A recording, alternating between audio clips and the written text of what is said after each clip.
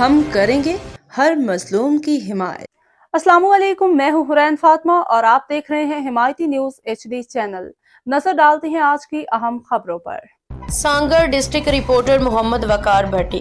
Chief justice Sindh high court کی سانگڑ آمد۔ تفصیل کے مطابق ڈسٹرکٹ کورٹ کا دورہ اور شاندار استقبال۔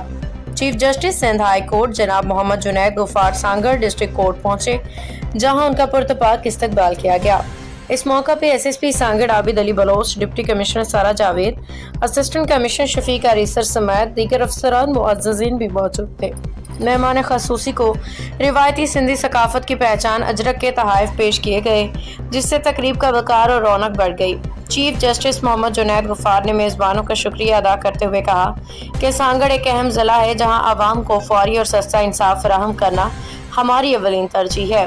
انہوں نے ڈسٹرکٹ کورٹ کے مختلف شعبوں کا معائنہ کیا، عدالتی عملے کو ہدایت دی کہ مقدمات کے بروقت فیصلے، شفافیت اور عوامی سہولت کو ہر صورت یقینی بنایا جائے۔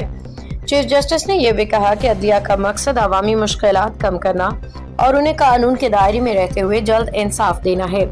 اس موقع پہ عوامی سماجی حلقوں نے چیف جسٹس کی آمد کو عدالتی نظام میں بہتری اور انصاف کی فراہمی کے لیے خوشائند قرار دیا۔ امید ظاہر کی کہ اس دورے کے مثبت اثرات جلد سامنے آئیں گے۔